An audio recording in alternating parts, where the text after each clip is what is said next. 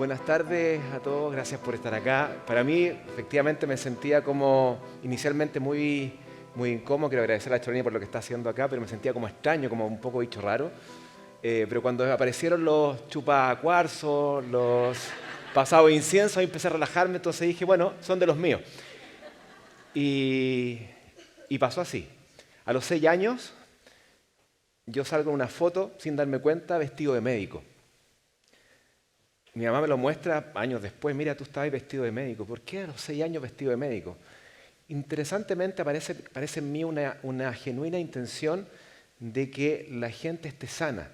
Sin darme cuenta, pasaba por mi calle en esa época, San Miguel, JJ Vallejos, con San Ignacio, y yo estaba en el patio jugando y de repente veía pasar una persona que cojeaba. Y yo lloraba. Y no sabía por qué lloraba. Y mi madre me decía después que lloraba porque me impactaba el dolor. Pasó el tiempo y siempre la salud fue un tema en mi vida. Así que después que había salud en Chile era el médico, ¿cierto? El médico llevaba salud. Si hubiese nacido en otra parte, quizás hubiese sido un chamán o un curandero o lo que sea. Pero en Chile tocaba ser médico. Y al poco tiempo, ¿cierto? Medicina interna, medicina intensiva, fellow de fluidos, todo andaba bien, pero algo faltaba. Y faltaba y tenía esa incomodidad, pero no le hacía caso a esa incomodidad de ver que lo que quería yo finalmente es gente sana, lo quería desde chiquitito, gente sana y feliz, y no lo estaba logrando desde mi pequeña vereda como médico internista intensivista. Hasta que el universo conspira y dice, vamos a hacerle algo a este chiquillo para que se mueva. Y yo me iba yendo al J. Aguirre, ¿cierto?, en bicicleta, bajando por la ciclovía de Simón Bolívar, 6:30 de la mañana, se cruza un suplementero. ¡Pum! Accidente. Interesante porque salgo expelido a la bicicleta, tenía una velocidad de ciclovía, andaba con casco. Lo interesante es que me pego fuerte en la cabeza, pero con casco. Y yo dije, mira, el casco es súper importante, porque si no hubiese tenido el casco, se me abre como sandía, a una velocidad de ciclovía, suavecita. Y la mochila me salvó la espalda, pero andaba con unas zapatillas de lona, y cuando salgo expelido a la bicicleta, le pego al pasacambio y se me fractura el pie. Y llego apenitas al J. Aguirre, y le digo, no, voy a la urgencia, tengo un dolor, el clásico dolor de fractura de pie. Entonces, fractura, un dolor exquisito en el metatarso, que así se le llama a la fractura, un dolor exquisito, y así semiológicamente se le llama. Y efectivamente, fractura de pie en el quinto metatarsiano. Chuta, yo le digo al traumatólogo en la H, digo, oye, pero ¿qué vamos a hacer acá? No, a cirugía. Chuta, cirugía. Y yo empiezo a ponerme controlador. Oye, ya, pero entonces digamos al anestesiólogo que no me ponga fentanil porque no quiero tener retención urinaria, no quiero sonda Foley, no quiero nada de eso. Y salgo para el pabellón, ni un problema, y el traumatólogo me dice, mira, la cirugía salió todo bien, pero es un segmento en el pie donde está justo la irrigación de la cabeza del metatarsiano, entonces aquí puede ser que no pegue bien y que se pierda. Ah, dije yo, chupalla. Me fui a la casa, licencia, patita en alto, yesito, primera vez con licencia en la vida. Cursábamos el 2011.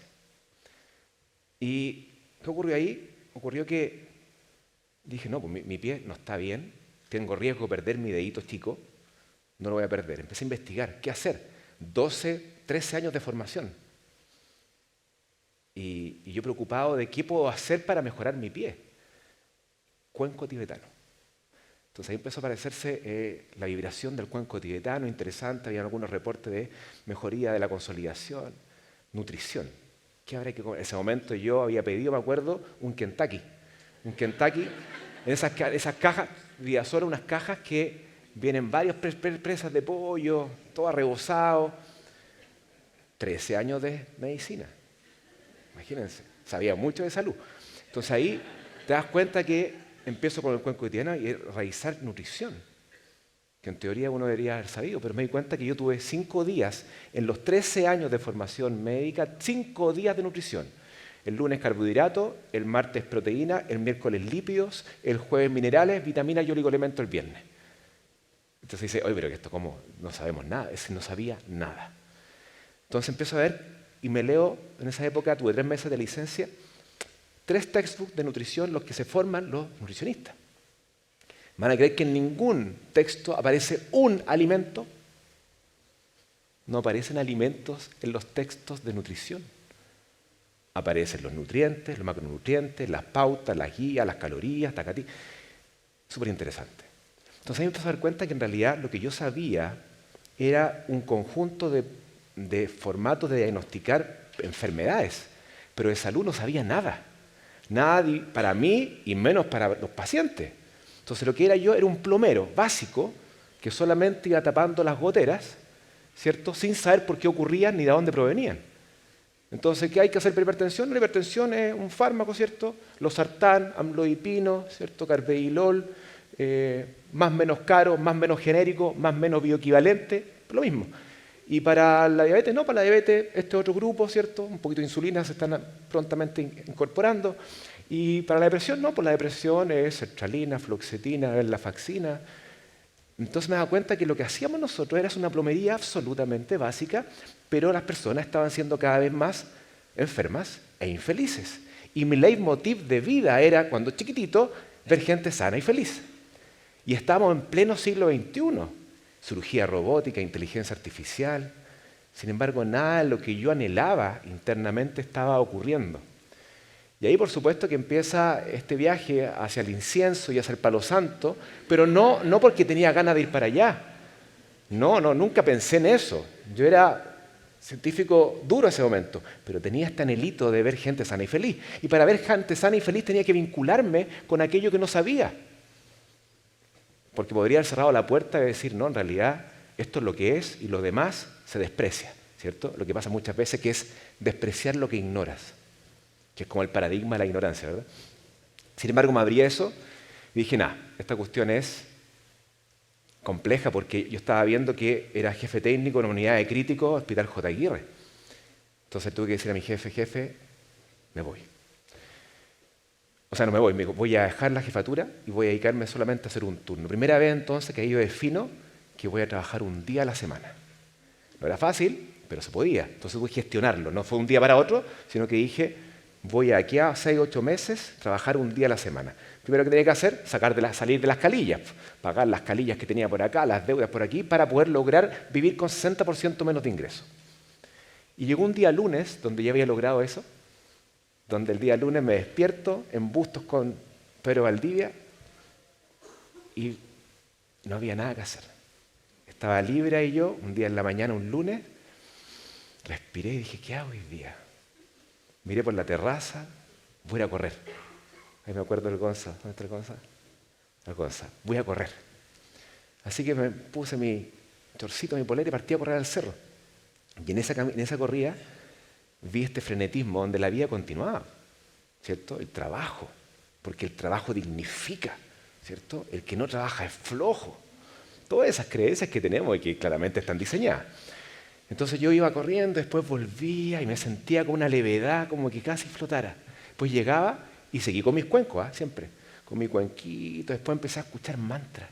Mira la locura de los mantras. Después, ¿qué hice? Me fui a Tailandia a un centro de meditación vipassana. Ahí estuve metido, lloré. Los primeros 3, 4 días, eran 10, 3, 4 días lloraba porque era en un cerro, el Doi Suthep, que está en Chiang Mai, precioso, lo recomiendo. Entonces caminaba yo con la mariposa gigante y lloraba. ¿En qué estaba yo? Estaba en lo que decía la Mile, en una búsqueda, ¿cierto? Una búsqueda, no el propósito. Yo no sé si soy el por qué, el cómo, el qué, la qué hora, el cuándo. Yo estaba buscando el sentido. Entonces hoy día me voy a permitir contarle un poquito. En realidad quería contarle esto, pero esto es una locura, cualquier cosa, como un mamarracho. Pero créanme que en mi corazón tiene un sentido esto.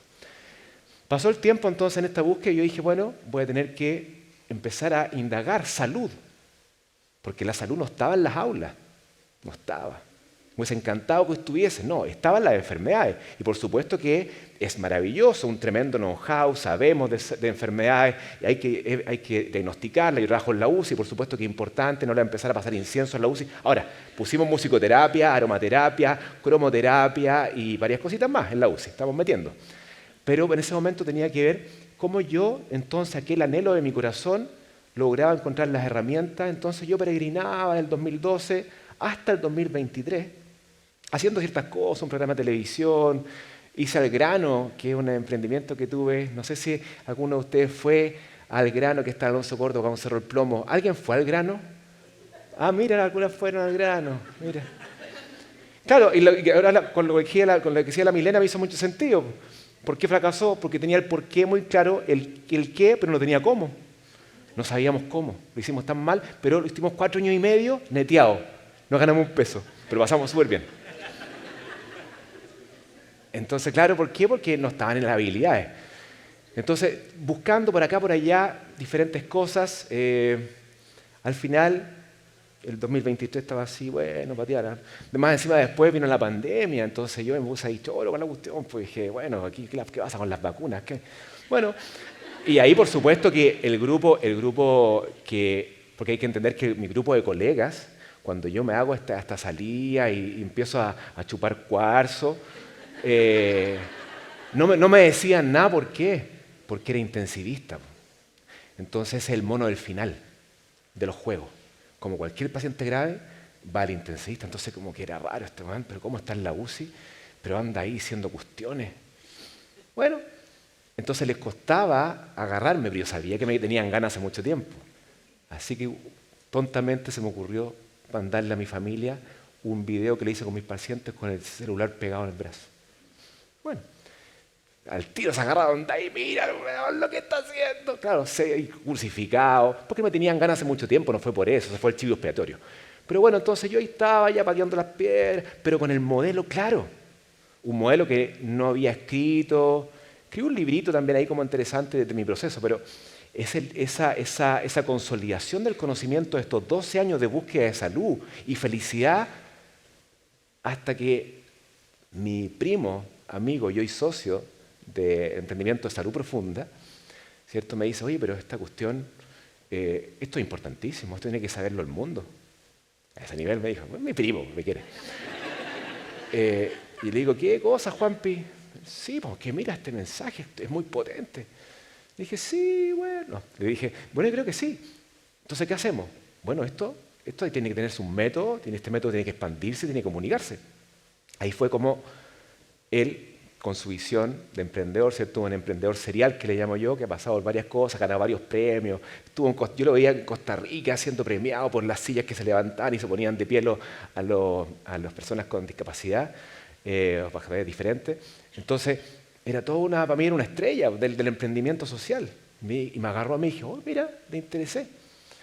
Así que ahí nace Salud Profunda, con la idea de todo este acervo de salud con un background de enfermedad, poder llevárselo a ustedes, o sea, al mundo, ¿verdad? Intentando comunicar aquello que a mí me hace sentido, que me resuena. No porque sean verdades, sino porque son mis convicciones, mis certezas apodícticas, ¿cierto? Ese saber que se sabe.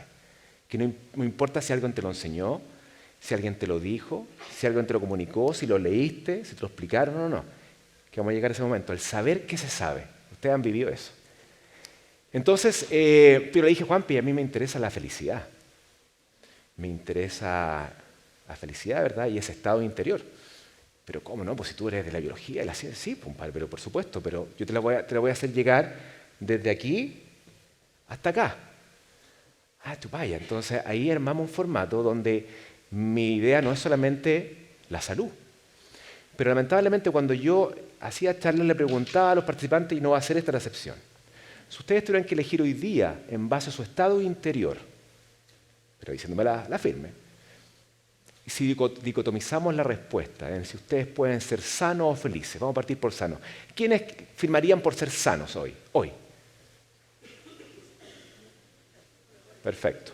¿Es sano o feliz? Perfecto. ¿Y quiénes felices?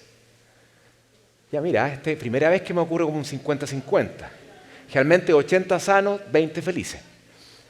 Pero es súper interesante eso, porque esa decisión que ustedes tan tranquilamente alzan la mano, traduce que internamente existe una frecuencia de vibración que les permite a ustedes entonces hacer un match y resonar con una información y no con otra. Entonces ahí dije, bueno, entonces ¿por qué vamos a tener que ser sanos y no felices? ¿Por qué no podemos intentar llevar al máximo potencial al ser humano en su situación física, mental y por supuesto espiritual? Porque en este camino de 12 años, por supuesto que yo partí con la comida. Mucha gente, hoy que le ha sumito verde. Yo me acuerdo 2014 en Mega, en el matinal, haciendo un juguito de apio con pepino, jengibre y perejil. 2014, en esa época no existía eso. Entonces, de repente por Facebook me llegaba, pero doctor, ¿qué hago? No tengo perejil. No le ponga perejil, pues señora, no le ponga perejil. Pero así somos, nos cuesta. Si no hay perejil, no tengo jugo verde. Así que nace la idea de consolidar este concepto y hoy día quiero, esto por supuesto que son meses, pero vamos a tratar de simplificarlo en relación a la temática de hoy día que es el propósito y la conciencia. ¿Estarán vinculados? Bueno, la Mile me ha robado miles de palabras, así que vamos a tratar de hacer un match entretenido con lo que habló la Mile en la mañana. ¿Por qué? Porque al final del día, ¿qué queremos nosotros? Paradójicamente queremos aquello que menos tenemos, ser sanos y felices, ¿cierto? Y en ese orden muchas veces. Entonces, aquello que anhelamos no lo estamos logrando, entonces, ¿cuál es el problema que está ocurriendo? ¿Por qué habita esta paradoja en el ser humano? Y habita porque nadie nos ha enseñado a entregarle a nuestro aspecto biológico las herramientas que nos mandata, ¿cierto?, nuestra biología. Entonces, ¿qué ocurre? Que intentamos acceder a aquello que tiene una mayor levedad desde una estructura subóptima. Entonces, acá el camino y este método que creamos de salud profunda tiene un camino bastante claro, que no deseo que me crean solamente, que lo analicemos juntos y exploremos si realmente resuena. Porque recuerden que resonancia y disonancia son aspectos de la interpretación de nosotros. Entonces, algunos de ustedes van a resonar y otros van a disonar, y eso está perfecto. Entonces, veamos qué ocurre con el propósito, que está en la fase 4 de este modelo. En la fase 4, entonces, habita el propósito. Pero el propósito lo podríamos analizar como aquella consolidación de las cualidades que disponemos en base a un momentum consciencial. Es decir, tenemos un momento hoy consciencial, es decir, todo lo que hablaba la Milena, ¿cierto?, de estas 3 etapas de la conciencia, podríamos ver una escala de grises, ¿cierto? Y en esa escala de grises estamos nosotros ubicándonos en un momento de conciencia que permite entonces identificar ciertas herramientas, dones, habilidades, que permitan desde esa esfera construir a través de un rol, de una actividad o incluso un trabajo. Pero entonces el propósito es una carretera que tiene que estar sustentada, es una calle que tiene que llegar a alguna carretera, en la cual se configura entonces la asociación con otros 2 elementos de la carretera principal que nace desde acá. ¿Y de dónde nace esa carretera principal? Que se llama sentido. Sentido y que va acompañado de la amiga felicidad, como un estado natural del ser humano perdido en las capas de los personajes. Y felicidad tendría también 2 componentes que vamos a hacerlo medio rápido, que me quedan más encima 12 minutos.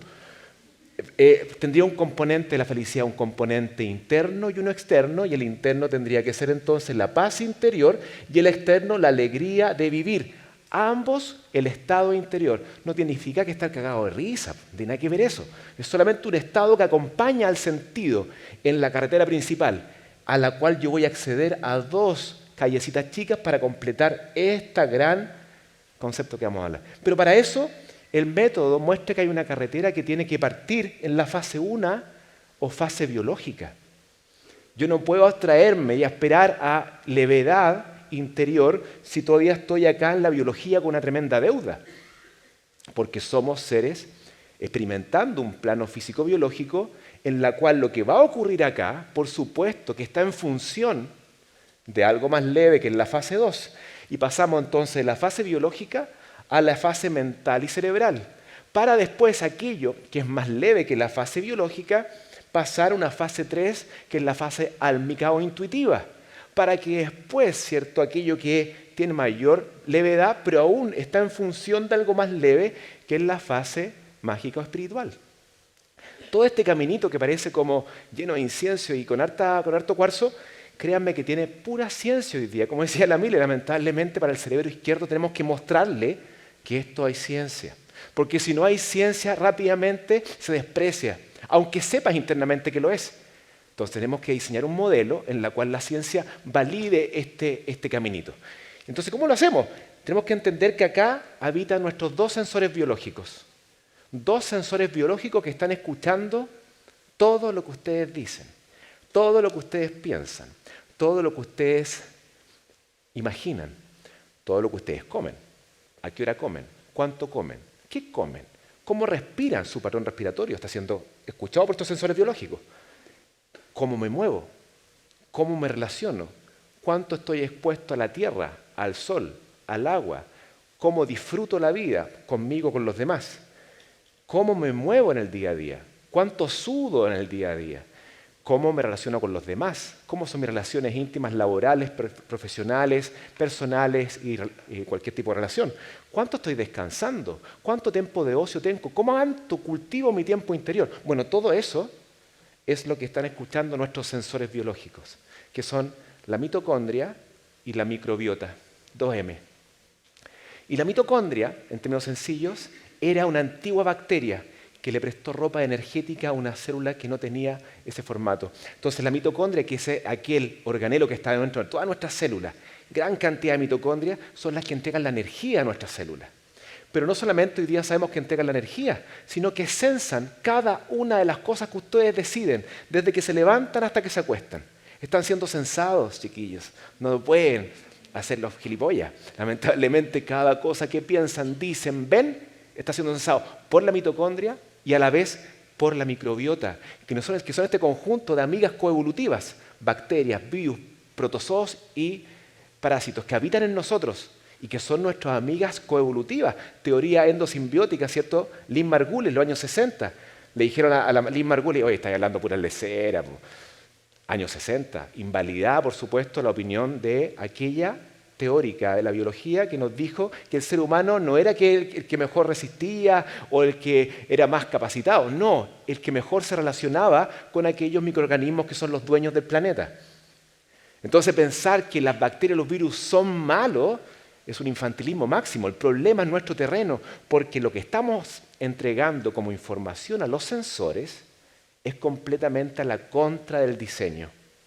Y ese es el gran problema inicial, que lo que estamos viviendo nosotros hoy día, que le estamos entregando a los sensores que determinan la información genética que van a generar tus funciones, repetimos, la información que reciben los dos sensores, mitocondria y microbiota, que van a entregar un reporte a nuestro genoma, ¿cierto? Este genoma que es nuestro ADN, que es un ADN compartido, es ADN de la microbiota y es ADN humano.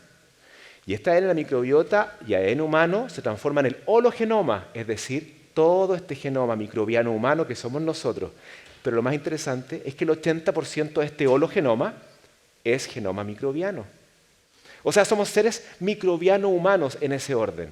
Es por eso que hoy día sabemos que la microbiota es fundamental y no existe ninguna patología llamada crónica que no tenga tremenda relación y vínculo con la microbiota. ¿Y qué están escuchando ellas? Las mismas cosas que la mitocondria. Ambos sensores, entonces, solamente obedecen a lo que reciben. Y lo que reciben entregan un reporte coherente a nuestro ADN. Y este ADN, entonces, va a aprender o apagar genes. Entonces ahí entendemos que no estamos determinados por ni un gen. Lo que tenemos entonces es la tremenda habilidad de cambiar el dinamismo genómico a través de prender o apagar los genes que yo deseo. Entonces yo defino lo que va a ocurrir y cuando entonces entrego una información coherente a través de las 9 dimensiones que informan al mitocondrio y a la microbiota. ¿Cuáles dimensiones? Patrón nutricional, descanso y sueño, relaciones personales, mundo interior, naturaleza, disfrute, exposición a tóxicos. Todo eso está informando. ¿Para qué? Para estar sano. No. Vamos para acá. No, el estar sano es como el 1.0. Seguridad es Maslow. Vamos más allá de Maslow, por supuesto. Vamos no solamente ni siquiera a la autorrealización, vamos a la misión de vida. Entonces, aquí estructuramos el primer paso. ¿Qué herramientas dispongo yo informativas que puedo acceder entonces para que mi terreno pueda ser entonces un terreno óptimo en mi mente para que yo, como decía la Mile, no esté viviendo en el sistema nervioso autónomo simpático? ¿cierto? Sobrevive, arranca, huye, pelea, enjuicia, rechaza, reprime. Lamentablemente el ser humano, a través de su evolución, tiene prendido por defecto la activación de un sistema nervioso autónomo que no está regulado, lamentablemente, y es una tremenda buena y mala noticia, porque al no tenerlo regulado nos interpela a regularlo, porque tú puedes hacer todo acá, comer sano, el juguito verde, que el ayuno intermitente, que el descansito, que la playita, que la naturaleza, pero si no hago regulación autonómica, tu vida va a ser sufrimiento y enojo, sufrimiento y enojo. Piénsalo. Hasta que entonces yo creo un ambiente propicio para que esta inconsciencia superficial que nace el ser humano, porque eso tengo que contarles, todos nosotros somos de base, por defecto, inconscientes superficiales. ¿Qué significa eso? Que tiene un apellido, superficiales. ¿Significa que se puede profundizar? Claro. Y la profundización, ¿qué es lo que es? Lo que vemos nosotros como delito, psicopatía, ¿verdad? Que solamente darle el ambiente necesario para que ese inconsciente superficial que somos nosotros se profundice. Usted me puede decir que yo voy en contra de la violencia. Por supuesto, desde aquí por supuesto que sí.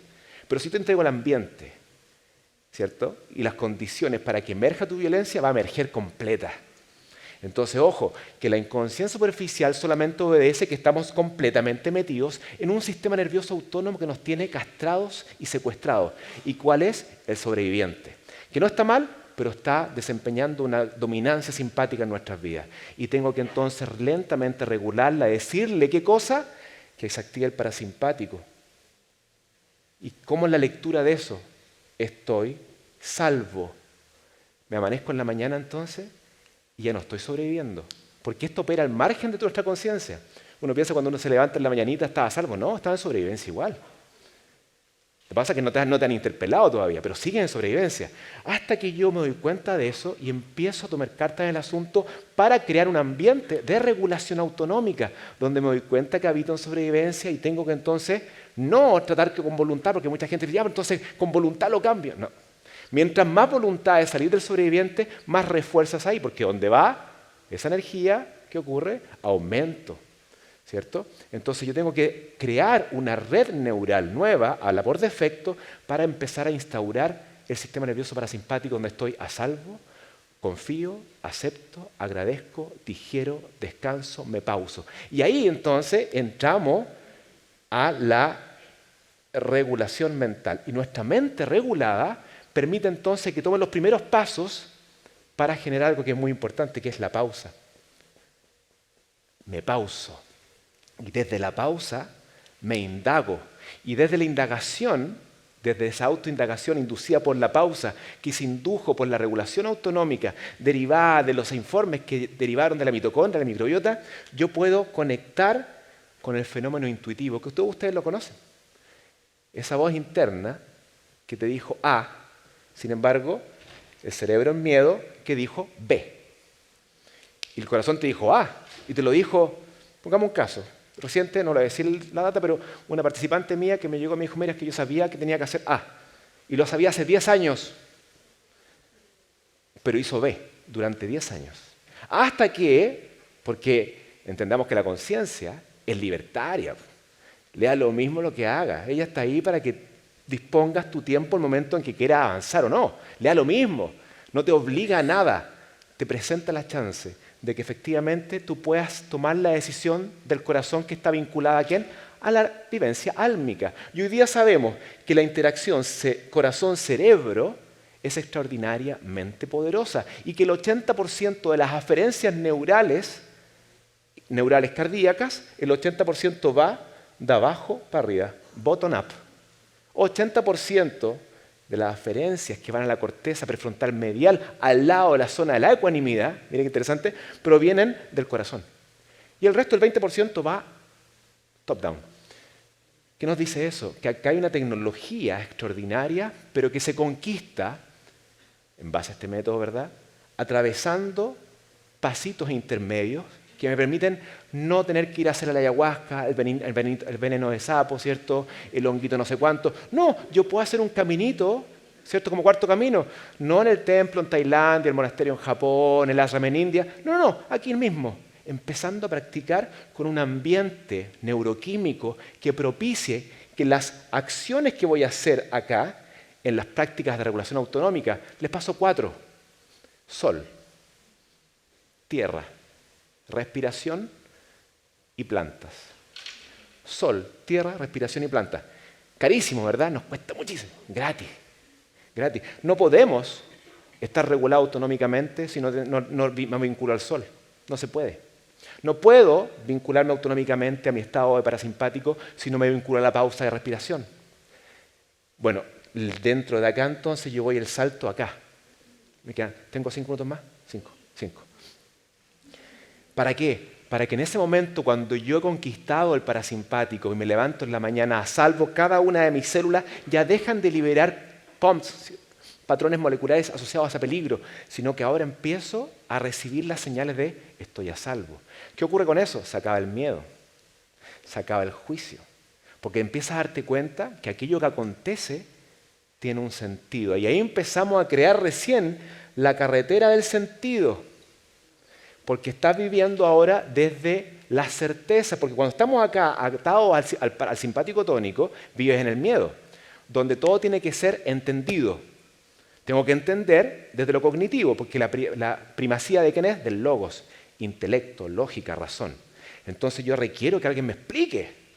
Entonces cuando no me explican, no creo, porque todo lo que tiene se basa en creencias, no se basa en certeza.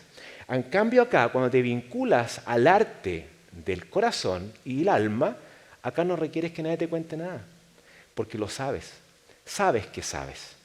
Y ahí entonces cambia el juego. Como sabes que sabes, empiezas a entender el juego de la vida, donde lo que empieza a ocurrir es que en esa pausa que vas a empezar a trabajar, porque lamentablemente en la agenda de la hiperproductividad no hay espacio para la pausa, porque tengo que, más encima, cumplir los roles. Papá, mamá, hermana, hija, esposa, trabajadora. Entonces, ¿en qué momento? Por eso que está tan estructurado el sistema para que te alejes de todo esto y lo encuentres pasado incienso, porque así te tengo completamente castrado acá, ¿cierto? En esta ruedita. Entonces, cuando uno habla del propósito, lo puedes hablar perfectamente del nivel de conciencia en que estás. Y si estás en un nivel de conciencia derivado del miedo, de la seguridad, ¿cierto? Donde yo quiero ser sano, pero ahora lo mismo la felicidad, vemos después eso, es porque aún la energía que subyace a esa decisión es el miedo. Entonces, cuando empiezas a avanzar, te das cuenta que ahora la vida te va a interpelar a que pongas en prueba tu intuición y vas a tener que elegirla. Y la elección es difícil. ¿Por qué es difícil? ¿Por qué? Porque ni A ni B es mala, ni A ni B es una mejor que otra, sino que vas a tener que tú crear un marco valórico personal en base a la resonancia que ocurre acá para decidir. Y eso lo sabemos siempre. La voz del alma nunca se ha podido equivocar. El problema es que no te lleva al sendero confortable que está esperando el cerebro sobreviviente. Te va a llevar a la incertidumbre, te va a interpelar para que hagas algo que nunca has hecho, que es enfrentar la decisión desde el miedo, con miedo. Ahí entonces, ¿qué ocurre? Hay un salto, que es el salto que podría homologarlo con lo que decía la Mile, al salto del observador al que experimenta. Porque ahí me atrevo a experimentar la decisión del corazón. Entonces no dejo ajeno a la cognición, sino que ahora voy a elegir desde acá, y mi logos, mi intelecto, mi capacidad cognitiva va entonces a utilizar todas sus herramientas para ponerlas en favor de la decisión del corazón. La va a gestionar de la mejor forma. Es que tengo que irme de la casa. Bueno, el cerebro le dice, lo vamos a hacer, pero hagámoslo bien. No te vayas hoy día, déjate una notita, haz algo inteligente. Es que me tengo que ir de la pega. Bueno, pero no tenemos lucas hoy día. Entonces, ¿qué vamos a hacer? Vamos a hacerlo, pero en forma inteligente. Me acuerdo en ese momento donde yo decidí trabajar un día. No me fui al día siguiente a decirlo, sabía que lo iba a hacer, pero tuve que gestionar, ¿cierto?, para poder llegar a ese momento. Ahí entonces te lanzas a ese momento, pero ahí no ha pasado nada. Estamos lejísimos todavía de entender ese estado de felicidad que emerge cuando aquellos directrices del alma, habladas desde las certezas intuitivas, las practicas. En ese momento, la resultante natural, a diferencia del resultante natural que emerge cuando eliges del cerebro, cuando eliges del logos, la resultante natural es un confort, es un bienestar ansioso. Piénsenlo. Oh, qué rico, pero el alma está hablando de ahí. Y no hiciste esa, pero sin embargo estás confortable. Confortable pero con taquicardia. Es extraño, ¿verdad? En cambio, cuando la elección proviene del corazón, la resultante no es el confort ni el bienestar, es la paz. Aquí ocurre paz. Con llanto muchas veces, con dolor, con incomodidad, con desafío, pero la resultante natural es el estado de paz. Entonces muchas veces cuando nos damos cuenta que estamos seteados en simpaticotonía, lo que estamos buscando es confort y disfrute y bienestar. Que muchas veces las decisiones son muy claras porque son dopaminérgicas, no serotoninérgicas. Son dos completamente químicas diferentes. En cambio acá hay serotonina, donde lo que hay es un disfrute eudaimónico, una satisfacción profunda. ¿Qué ocurre ahí? Aparece ese sentido de vida, donde empieza a explorar que en realidad todo lo que está haciendo, todo lo que está ocurriendo, como decía la Millet, tiene un sentido de unicidad. Hay algo que subyace a todo este cuento que estamos viéndonos separados como gotitas de agua arriba del océano. En este momentum donde viene el viento, levanta las gotitas de agua y nos observamos como distintos, nos damos cuenta que estamos todos perteneciendo a lo mismo.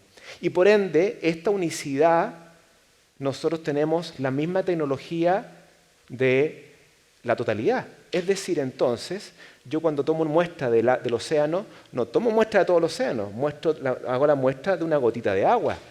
Esa potencialidad entonces en nosotros habita, pero habita no para que yo la vaya a comprar en la esquina, oye, quiero activar mis potencialidades porque escuché que éramos muy poderosos. No, no funciona así. Funciona cuando en ti habita una frecuencia interior derivada de un estado de sentido y trascendencia que va a conquistar entonces aquel estado de felicidad, que es paz interior, alegría de vivir. Eso condiciona que no ocurran dolores, que no ocurran adversidades. No, van a ocurrir más, de hecho. En primera fase van a ocurrir más porque van a decir, vale, ¿cuántas herramientas hemos tenido acá? ¿Cómo estamos de herramientas, chiquillos? Bueno, entonces, ¿qué empieza a ocurrir ahí? Que empieza a andar en este caminito en felicidad. Es como una moria, como una risa inmotivada, como que vas contento. Pero de repente vienen las adversidades. ¿Y cuál es la diferencia de la adversidad desde el alma o el sentido, la adversidad versus el simpático tónico? Es que la adversidad simpático tónico, ¿qué hace? La resiste, la rechaza, se enoja, quiere entenderla. Acá no. Acá lo que hacemos es, respiramos profundo, lloramos, la aceptamos, confiamos en la vida y agradecemos lo que ocurre. Porque estamos entendiendo que ni adverso ni bienestar es bueno o malo. Ambos son neutros. El problema está en quien interpreta. Porque cuando vivimos la vida desde el simpático tónico, cualquier cosa que esté ocurriendo va a ser interpretado y percibido por el subconsciente que tengamos activado. Y mientras entonces no hagamos las prácticas de regulación autonómica, no podremos entonces vincularnos a trabajar del corazón y menos entonces podemos vivir en sentido, que nos permita entonces ser el motor de la construcción del hallazgo del propósito, entendiendo ahora el propósito entonces como las cualidades del alma puestas al servicio. ¿Cómo? Como un rol, como una actividad, como un trabajo, porque ahora sueltas el resultado. Te da lo mismo. Porque ahora vas a estar caminando en algo que tiene certeza, no requiere validación. Por supuesto que la magia, que esta varita mágica, ocurre por sí sola, pero ya no lo estás buscando, sino que vas en el caminito del sentido, acompañado de la felicidad, emerge el propósito porque lo vas a traer a ti. Y ¿cómo sé cuándo lo tengo? Porque lo vas a saber, no hay ninguna duda. Y de repente te encuentras con esto, con el destino. El destino. ¿Qué es el destino? Chúpame, un cáncer. Un cáncer, 25 años, linfoma no Hodgkin, deportista, come sano. Es que da lo mismo. Aceptación del destino. Y ahí entonces, en la aceptación del destino, en el vínculo con el propósito, derivado de la carretera del sentido y la felicidad, puedes explorar tu misión de vida. ¿Y qué vas a entender ahí? Que la vida va a ocurrir, que los sucesos van a suceder y que no hay nada que podamos controlar, salvo la elección en cada conjunto de circunstancias. ¿Qué elijo en cada conjunto de circunstancias? Y eso no ocurre por voluntad. Eso es una resultante natural de tu estado de frecuencia, porque somos un ser bioelectromagnético. Y al ser un ser bioelectromagnético, tu frecuencia es la que importa. Da lo mismo lo que tú quieras. Es que yo intenciono, da lo mismo. El universo solamente va a responder a tu frecuencia, a tu estado actual. Entonces, cada situación está perfecta. Aquel que está en el, como decía la Mila, en el ego, en el observador o en el todo. Porque todo es un proceso. Lo que entonces tenemos claro es que uno podría entrar en el nihilismo acá, si todo va a ocurrir. No, porque vas a vivir la vida creyendo que todo depende de ti, pero sabiendo que nada depende de ti. Por ende, das todo tu máximo esfuerzo para tu máximo potencial. Y te das cuenta ahí que la vida solamente sabe dar, que siempre la vida ha estado a tu favor para interpelarte con tu misión de vida. Muchas gracias, chiquillos.